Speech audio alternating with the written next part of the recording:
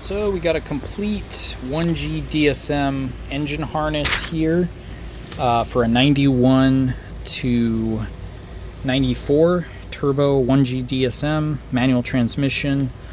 We're going to start with the ECU. So this is, well, I guess we should start over here. This is the firewall grommet. Everything in here is the interior branches of the harness, and they split off into two segments. The engine bay also splits off into two branches, or two segments as well. So I've kind of removed some of the jacket and the guide rail that's supposed to go on this because I plan to use this in a Colt Summit Mirage engine swap. And so we're just going to focus on the interior branch for right now. So you have the ECU here, which is the engine control unit, or the brain, the engine computer. Controls all the ignition timing, the fuel injectors, and the air that goes into the engine. All of that basically right here comes in through these three yellow connectors, and they're all different sizes, so you can't mess it up. So this is all plugged in. That's not going to make you go nuts. This is the MPI relay. That's another thing. Plug that in. This needs to be grounded somewhere on the frame of the car. Same with this. And then you have an actual ground right here that also needs a good place to get bolted to. It has a 10 millimeter bolt, or M6 1.0 bolt. That most Japanese cars will have that somewhere nearby that you can bolt this to. If not, you could always extend it or put it somewhere where you have a good ground, basically. So this wire connector, you do want to be mindful of this one, because a lot of signal from the engine bay and for the gauges and stuff comes through this one, and then these two over here. These two are on the second branch of the interior though, so I'm going to try to pull these over here. So these three are all related, these three wire connectors. And the reason I have this, masking tape over them is just to kind of give myself a refresher, because I was going to convert it, as you can tell. So I needed to write down what all the signals went to. I pretty much know, I don't know, but I have a very good idea where all of that stuff goes. But it's never a bad idea to write notes down if, in the future you're going to come back to the project after a while. But you want to make sure that that information is verified with a digital multimeter, and then you back probe the wires. If there's stuff you don't know about, back probe wires and verify it, because the last thing you want to do is to burn down your whole entire project just because you messed up a few wire pins. So this wire connector right here, this one you get a lot of questions from people that aren't really aware of the DSM harness, engine harness. This is normally taped in here like this. You don't need to worry about it. All this is a narrowband air-fuel ratio, which is very inaccurate, but it's, if you wanted to know if your car was running rich or lean, you can hook up your gauge here. Not your wideband gauge, but if you're going to use a wideband, obviously you'd want to put new wiring from the wideband gauge and everything through that's dedicated for that. This is for just the dealership. I believe they just use this with their narrowband signal to see if the car is running rich or lean. And that's all this is for. So you don't even need to worry about it. So yeah, let's move on. This stuff I'm going to do its own dedicated video about, because all of these, I need to write a whole script on what everything goes to and what its function is, to really give you guys an idea of how all of this works. So to make the video shorter and just give you an overview of the whole harness, it'll make things more simpler if I just keep moving on with this video, and then we make another video where I'll detail this. There is some other wires that are under the hood that might need signal depending on your project, what your project is. My project is an 89 to 92 CSM Colt Summit Mirage. Hatchbacks and sedans are pretty much the same, so a lot of the stuff I'm going to tell you in this might apply to your project if you have a Colt Summit Mirage and you're going to wire in a 4G63T.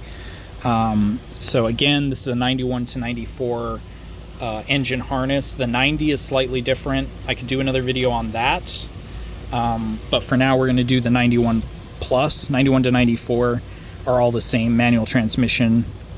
They're all going to be like this. Front wheel drive, all wheel drive, doesn't matter. They all use the same engine harness. There might be different part numbers, I'm not sure, but for the most part I've used all wheel drive and front wheel drive harnesses interchangeably, and I haven't had any issues. But the real Mitsu nerds can probably look it up if they want to. So we're going to start with the transmission branch that comes out of the firewall here. All of these wires go to the transmission, and we're gonna word this as branches. By the way, I don't know if I mentioned it earlier, but yeah. So this goes to the transmission, and then this section of wires goes to the engine. And we'll get into all the connectors so that you can identify connectors if you're also trying to identify what goes where on your DSM. This video will help you. So we'll go down this. There is a few wire connectors. There's 1 or 2 wire connectors missing from this. Not gonna lie, I actually think it's just one, because I was deleting the defogger relay, and because I don't need it on my Colt Summit Mirage, because the defrost is actually wired to the back of the car through its own dedicated circuit. And so I don't need one that's under the hood like on a 1G DSM. So we're going to travel down the branch, and eventually you're going to hit a second branch of wires. So you see this yellow ring, and there's a 4-pin connector here. I'm going to unplug it. I'm not sure if I can get it under the light. Let's see. Okay. So you can see it has a black-yellow stripe, 2 black-yellow stripe wires, and then it has a red with blue stripe, and then a red with black rings. So we'll start with the red wires first. The 2 red wires go to your backup light switch. So on the transmission, the manual transmission cars, when you put the car in reverse, this will complete the circuit to turn on the backup lights, so that people can tell you're backing up. So that's pretty much what those go to. They eventually go to this connector over here, and that's why I unplugged it over here. This is the starter harness and positive battery terminal harness. So the manual transmission branches into 2 segments, goes this way to the intake, and then it goes this way down to the transmission. The one that goes down to the transmission eventually ties into this connector right here, as I was saying. And where does it go? Well, the 2 black wires become 1 wire eventually over here at the end, and that goes into the starter solenoid, so that it can trigger that when you turn the key. And then this is bolted onto the positive of the starter, the lug that's on the back there. And then you have this that's bolted, this is a ground that's bolted to the bell housing. And then you have, again, your backup sensor. So you have all of that coming through all this right here. I don't think I missed anything. I'm trying to make sure I didn't. Oh, this right here. So this is a positive battery terminal, and it has its own fuse box on it. So let's see if I can do anything with this.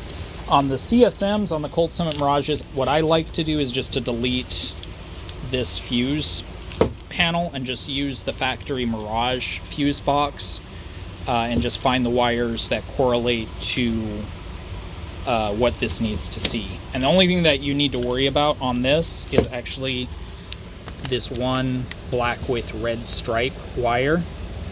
The other two are not important, pretty much, unless you have a DSM. So if you have a DSM, I'll still describe what they're for.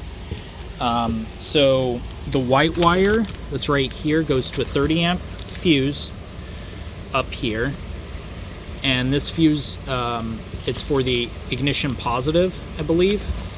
And then this middle one here, which is the red wire, goes to your radiator fans.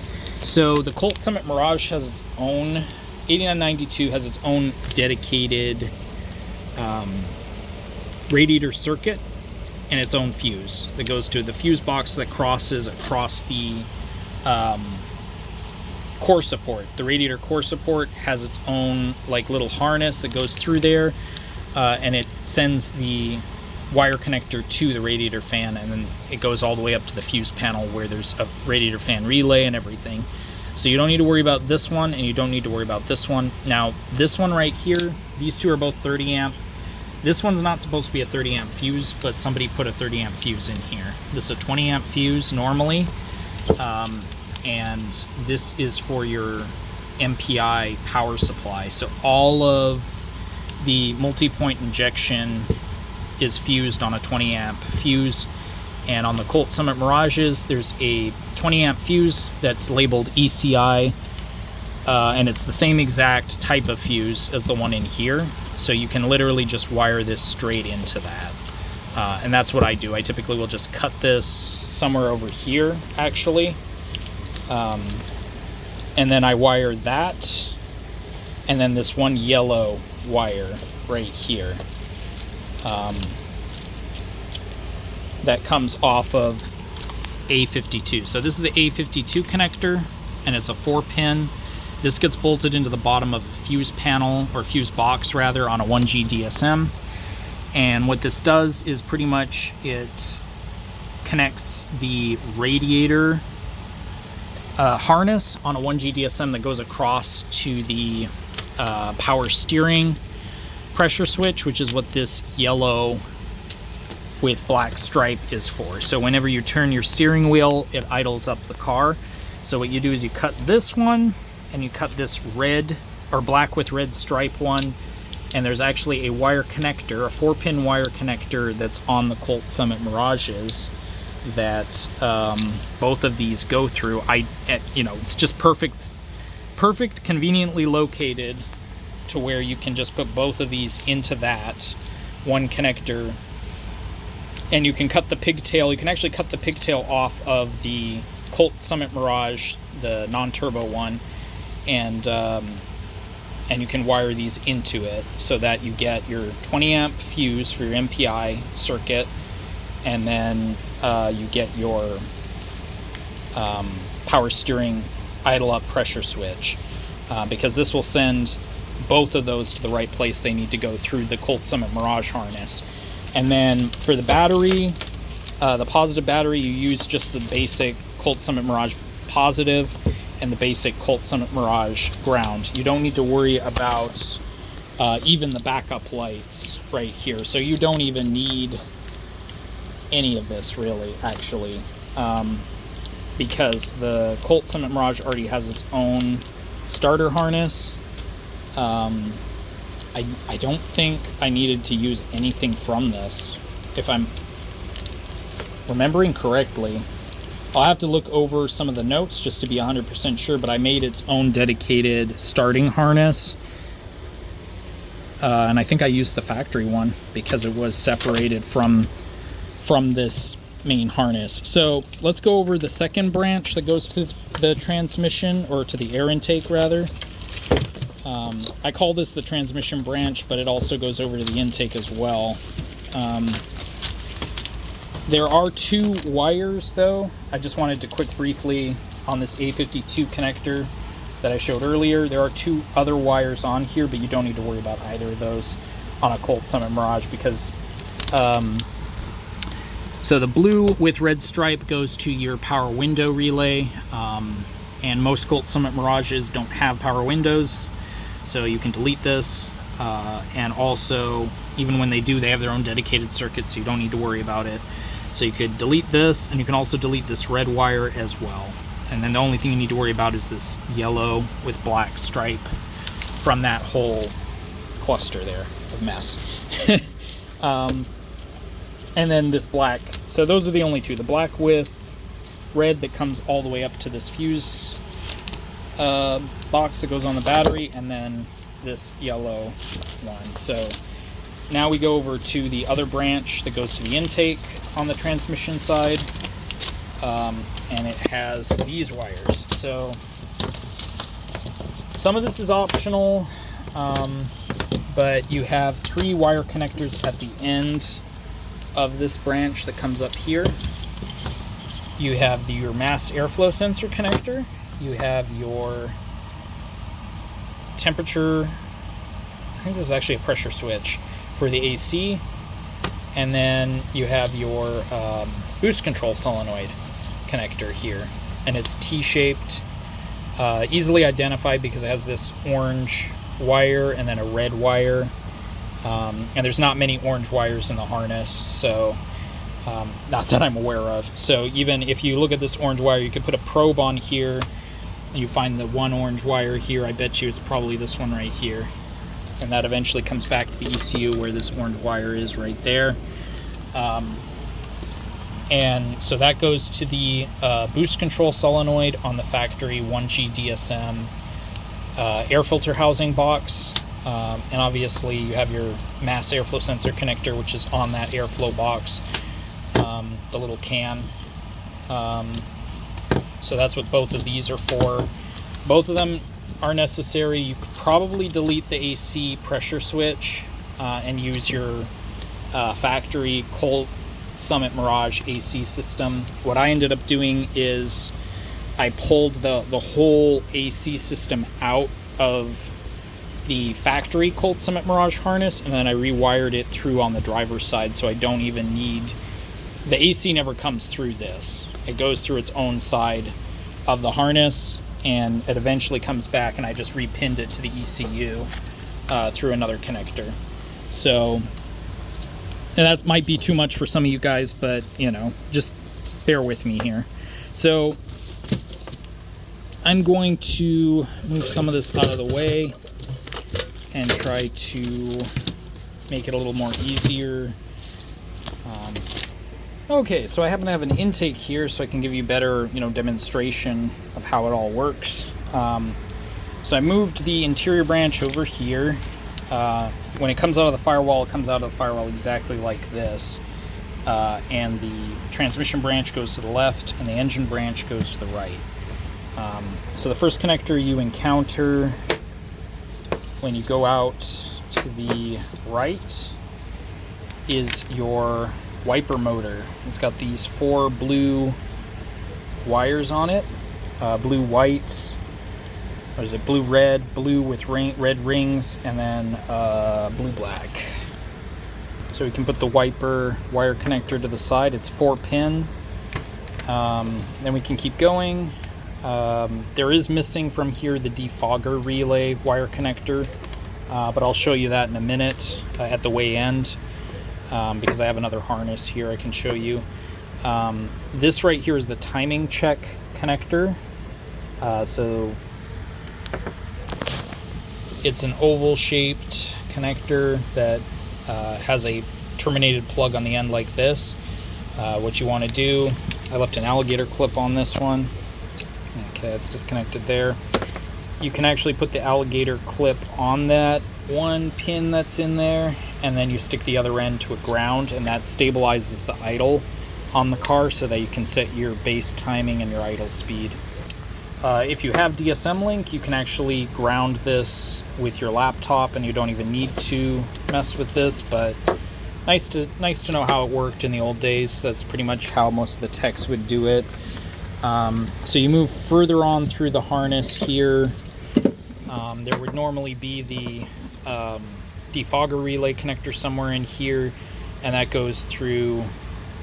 That's why I unwrapped all this. I pulled every pin individually through the firewall grommet so that I could delete it. So we come through the branch down here, and then you have this T here. So this right here is a RPM signal wire. So you can actually get your RPMs if you had like a testing tachometer that but most timing lights will be able to actually determine the RPMs without having to hook this up. But in the old days, basically you'd have the needle style tachometers, and they'd hook them up here. On the 90 cars, I believe over here by this check connector, there actually is a fuel pump check connector as well. On the 91 to 94 cars, I don't think they have the fuel pump check connector in here. But I mean, I haven't seen one so far. Maybe it's a California. These are all California harnesses. It might be something that they have on the federal ones. I'm not sure. But yeah, the fuel pump check connector also looks very similar to this one. But moving on, I might have a 90 harness that we can do another video on that as well. But it's very similar to this. This is the injector resistor pack. On turbo cars, they have this. I might even do a video on non-turbo harnesses. You know, if people wanted to upgrade them to turbo, you add a few pins, and it's actually pretty simple. But if you've done it before, I suppose. But we'll keep going through this. This branch has this weird T here where this RPM check connector and the resistor box are for the injectors. So when it goes up like this, this actually goes all the way to the far driver's side, and this is bolted. This plastic piece is actually bolted to the firewall of the car, and you move through here, it has a ground. This needs to be grounded to the firewall somewhere, and then you have the brake fluid level sensor. So whenever your brake fluid light is on, this is the wire connector that you want to look at. Sometimes the float that's in the actual brake fluid reservoir will get stuck, and maybe you do have full fluid. And it also comes on whenever you pull your parking brake up as well. So this shares that same circuit. And then you move along through here, and this goes to your emissions solenoids. So if you're not running emissions, you really don't need to worry about it. But your EGR solenoid, your fuel pressure regulator solenoid, and I think your evap solenoid go through this. So there's like 3 of them, and that's pretty much those 3. And then you go down the harness further, and then it does this little T thing again. These 2 connectors. This one right here is for your cruise control motor or box. I think it's like a vacuum box on the 91 to 94 cars. They don't use a motor on those. The 90 cars use a motor, but it's located somewhere else on the other branch, I think. It might be on the other branch of the harness even. I think it actually is. It's by the mass airflow sensor connector. But anyway, on the transmission branch on a 90 car. So on a 91, 94, these 4, again, they do the 4 blue wires to the vacuum module that controls, the throttle, holds the throttle at a certain position so that, you basically are using the cruise control function. And very similar to the wiper motor, so you don't want to confuse this with this one, or these wires with these wires. And you're probably thinking, how am I ever going to confuse these 2? Well, they're both a set of 4 blue wires. And if you go over here on the inside of the car where the wiper motor or the cruise control are activated, I've already said wiper motor on this set of blue wires, and then the other set of blue wires says cruise control motor. So I basically just back probed cruise control motor to here and found out which ones went to the cruise control motor, and then I back probed these 4 with my multimeter over here, and I figured out that these 4 are for, you guessed it, the wiper motor. So process of elimination, that's how you figure out which ones you need and which ones you don't need.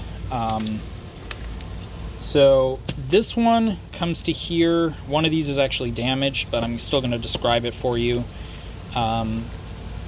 So right here has all these colorful wires, the yellow, red, blue, white, red, black. And what this is for your idle speed control motor, or ISC. Most people have issues with those sometimes, and it gets plugged into the throttle body. There's a little stepper motor that's typically black or tan colored.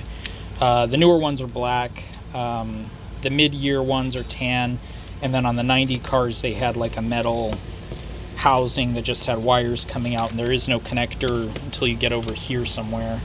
But later on they just made it so that the connector's right on the actual ISC. So yeah, that's pretty much what this one goes to. This is the ISC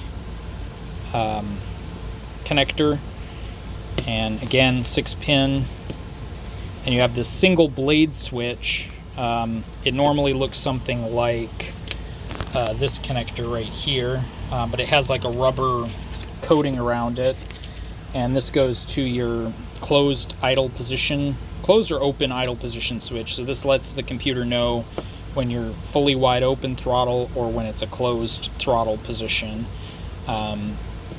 So that's what this is for. What most people do is on the 2G cars, they incorporated the switch that had its own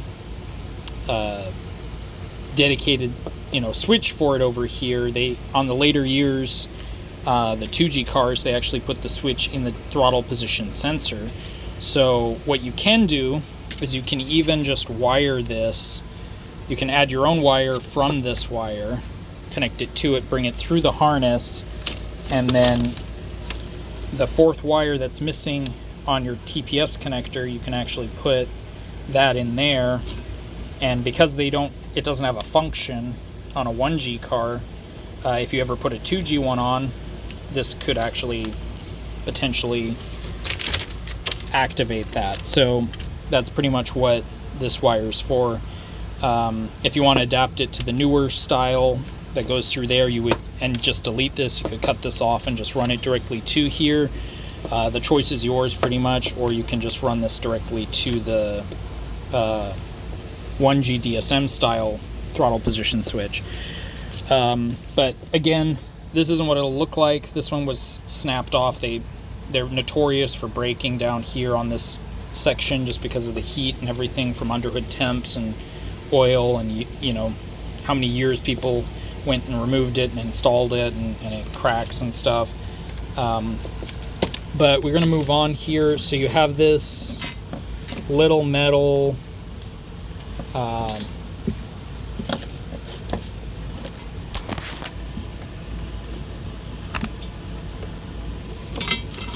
these wires out of the way. This little metal bracket that neatly bundles the wires here, and that gets bolted right there to the intake, the back of the intake manifold. This is a 1G intake manifold, big port.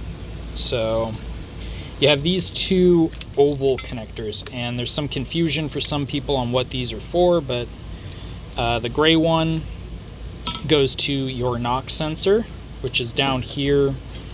And usually these are clipped to the intake bracket that sits on the bottom here. There's actually an area for the knock sensor, and then this one goes to your EGR temp sensor if you have a California car. If you don't, this probably is just sitting there not connected to anything, or they might not even have this wire on the federal model vehicles. Not sure. I think they probably still have these on the federal cars. They just didn't wire them up. They just let them sit there. So that's what these two are for. Again, gray one is for the knock sensor. Black one is for the EGR temp sensor. And if you look really closely, you can't mix them up because the gray one has these two teeth on the bottom, and the black one is just an oval round and it only has a lock on the top right here. So moving on, we go through the harness and we find this little single barrel connector right here. This goes to your AC compressor clutch, which the AC compressor is located under the intake over here. Then we move up the harness and this gets bolted to the intake right here pretty neatly. It's actually pretty well designed. It sits like that over the intake, but I'm gonna lift it up a little bit so I can show you the other two, because we went up here and I already showed you this, the AC clutch, and then out of the same hole that the AC clutch comes out of, there's this two wires. This one goes to your tacho interface, and then this one right here goes to your coil pack. So on the 90 cars, they have a square connector that has 4 wires. On the 91, 94, they have this triangle design.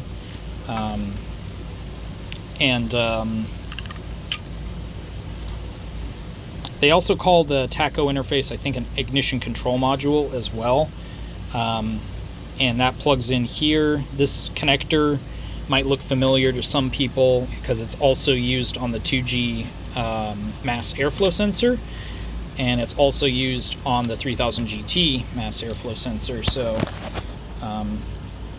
that's why it looks kind of familiar. You can actually, if you need to replace this connector, you can cut the MAF connector off of a 3000 GT. Turbo, non-turbo, I think they both use the same connector. And then you can just depin it and then repin it one wire at a time if you have like a broken clip in here or whatever. So yeah, moving on, we got injector number 1. I actually replaced these with 2G style injector clips. The factory ones have a metal clip and they're blue typically for the injector connectors. But I wired these ones up so that they, quick release, and you just squeeze them on, the left and right tabs, and, they basically just pop off nice and easy. That's injector number 1. You got injector number 2, 3, and then 4, obviously. So you got all 4 injector connectors here. And then moving on over here, you have your, I'm going to put it back on the intake so it looks a little neater. You have your throttle position sensor connector here. And then you have this connector. So you have like 3 that come out of here. 3 branches, kind of. Well, this one's kind of its own branch that goes over to the thermostat housing. More on that later.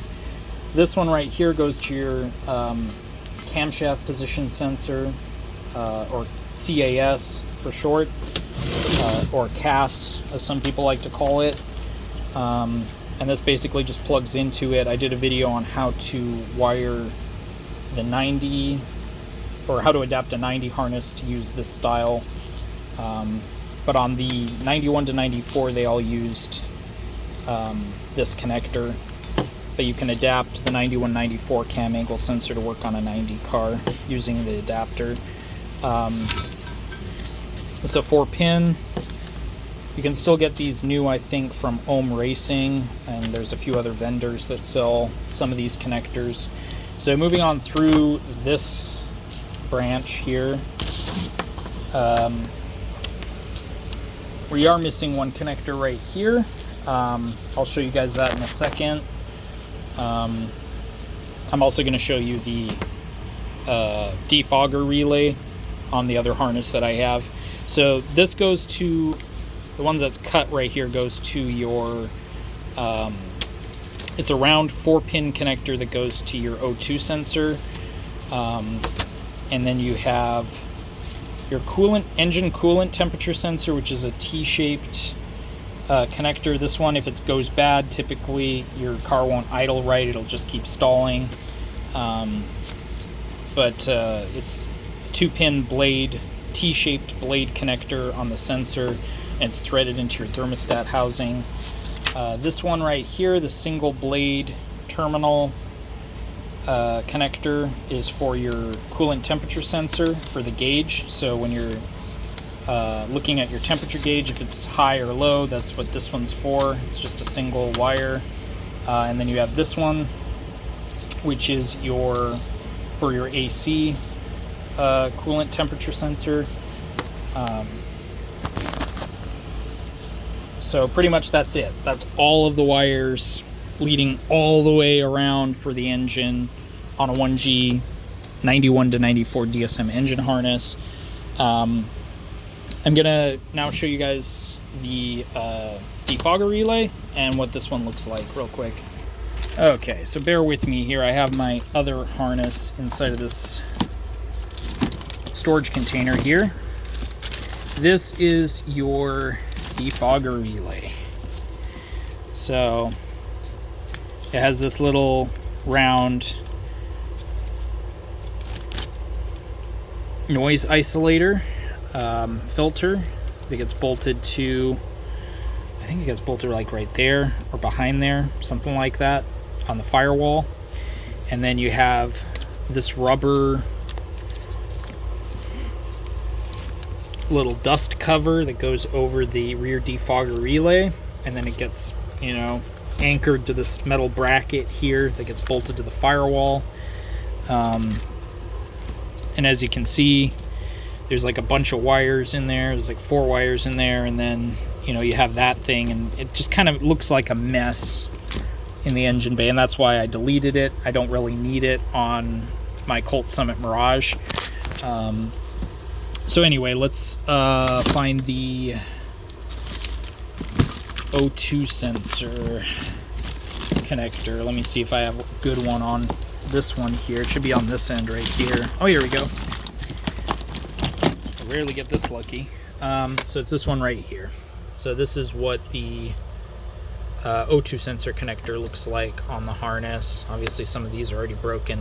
So pretty much all of these harnesses, especially on this section, need some attention by now from the heat of the thermostat housing being there, the oil leaks that happen over the years from, you know, cam angle sensors, and just all of it. Pretty much by now you're guaranteed to need to do some sort of service on these harnesses. The video is already, you know, over 40 minutes, almost 40 minutes right now.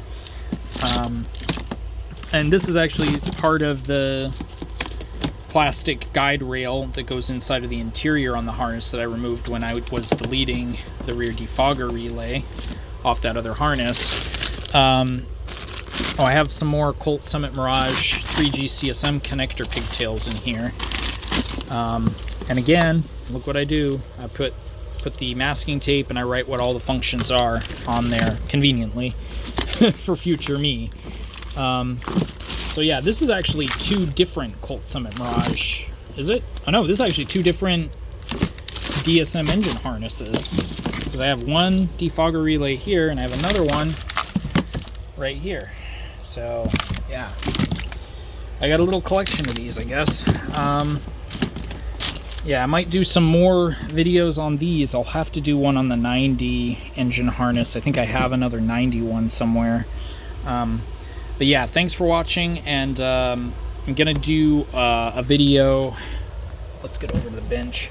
Okay, so I'm gonna do a video on these 3. Where is it? Oh, here.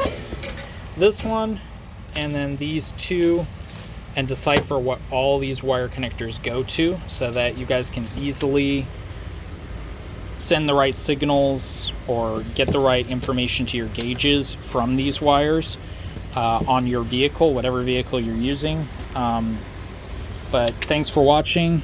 If you guys want to catch that video, let me know in the comments below. If you want it, you know, sooner, I could probably do it sooner rather than later. That's probably a better idea. I'm trying to like decipher a lot of these harnesses and make things easier for, you know, the new generations and people that maybe not even new ones, but the people that just want to keep theirs running, because a lot of this stuff is you got to go through all sorts of forums to find it. And I mean, this video is ridiculously long already. Thanks for watching. 40-minute mark. And if you're not subscribed, subscribe so that you catch when I do the drop the episode for this. I'm going to try to do it within a month of this. If not, you know, I apologize. If you guys want to see it sooner, hit the subscribe button and you'll know whenever it does pop up. I suppose that's your best bet. Thanks for watching, and I'll see you in the next one.